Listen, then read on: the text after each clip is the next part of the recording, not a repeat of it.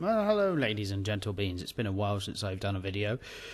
This video is more for those people who are at veteran levels in Elder Scrolls Online. This is Veteran Darkshade Caverns. There's a certain boss, in inverted commas. It's not actually shown as a boss because there's no big boss bar at the top, but a lot of people have trouble with this on Veteran Darkshade Caverns, so I'm going to show you what we do to actually complete it. Now, you may have to die once or twice for it to work like this, because I think it's probably bugged, but we'll see what it does. As you see there, I pulled one of the spiders in the sort of like middle right-hand corner there, right on the right-hand corner, and we pull one centurion and a few of the orbs and a couple spiders.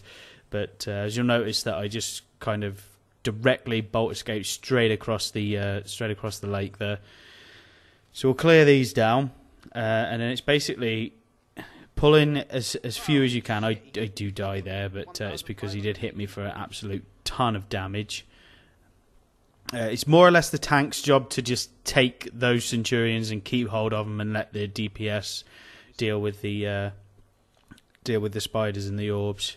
Now they do a ton of damage. It's best to keep your DPS and your tank over the other side. Oh, your healer, one DPS, and your tank on the other side. I'm DPSing this at the minute with a resto staff, which is a bit weird. There's a bit of a freeze there. That's the CPU spike kicking in.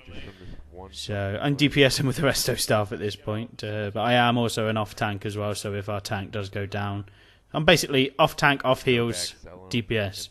So I can help heal. If the tank goes down, I can tank. And do a decent amount of DPS as well. So as you can see here, I come right over to the other side this time, pull that one spider, bolt escape straight back across this lake here, and we'll pull another one centurion and a few of the spheres and a few more of the spiders. Now, it's best, like I say, for the tank to grab aggro on the centurion first. Try and keep an eye out for the spiders when they do their charge ability. You'll see it in a minute that the centurion actually gets charged, and he does an absolute ton of damage. Like, he's running now towards that spider now to get charged, and nobody interrupts him. There you go. You can see his blue now, but he does an absolute ton of damage. You can see our tank's life bar there. He's the bottom one of the four. It's disappearing quite rapidly, but thankfully we've got a pretty decent healer to keep us up, and obviously I've got my off heals as well if it needs to be there. Dodge rolling out of the way as much as I can. Now, this is not normally how I play. I am normally the tank, but I thought so I'd give somebody else the opportunity to do the tanking. I will upload a video of me tanking, because I think I've pretty much got my tanking build down to how I want it to be, until such times as additional things for me to add on top of it come out.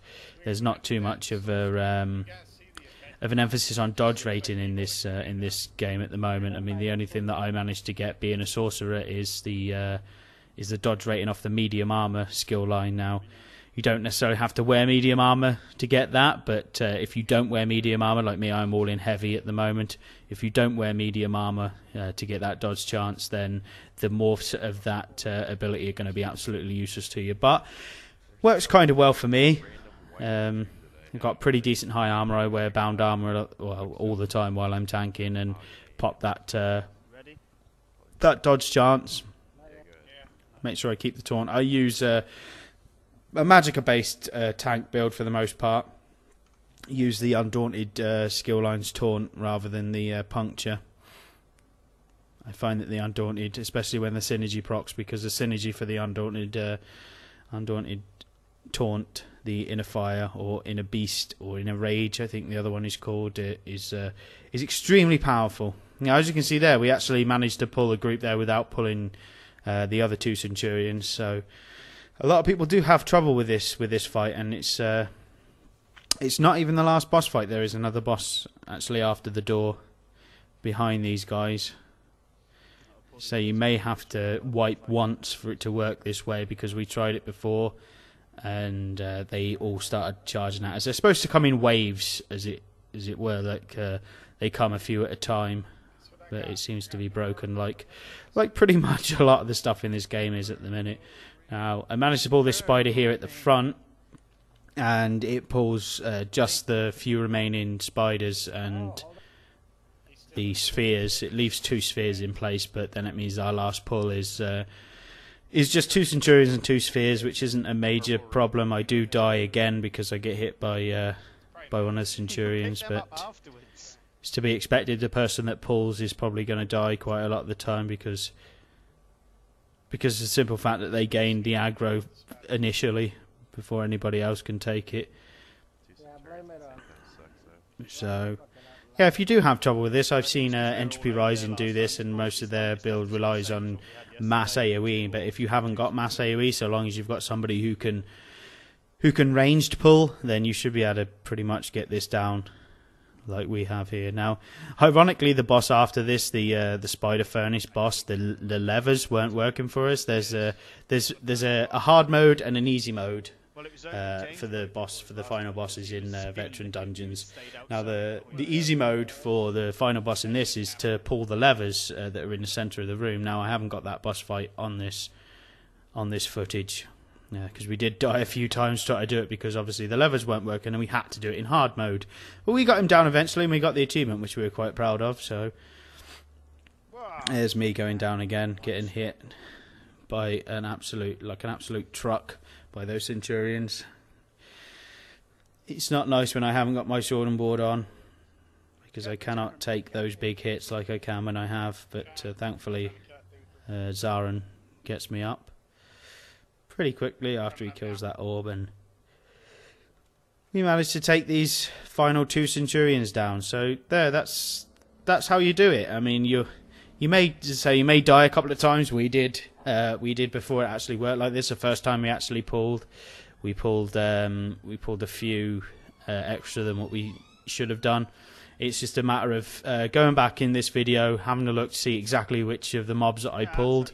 You pull the middle spider on the right hand side first, on the far right hand side. Then you pull the middle spider on the far left hand side, the middle row spider on the far left hand side, and then obviously the other ones in between that as well, or after that. You'll notice we get a ton of soul gems and a ton of purple rings. Now these purple rings are utterly useless apart from selling for money, but it's a nice place to stock up on soul gems because if yours bugs out like ours did after this on the final boss, then you're going to need those soul gems. But yeah, thanks very much for watching. I thought I'd share our way of actually defeating this boss. I hope you enjoyed it, and I will see you guys next time. I might hold him for about a week.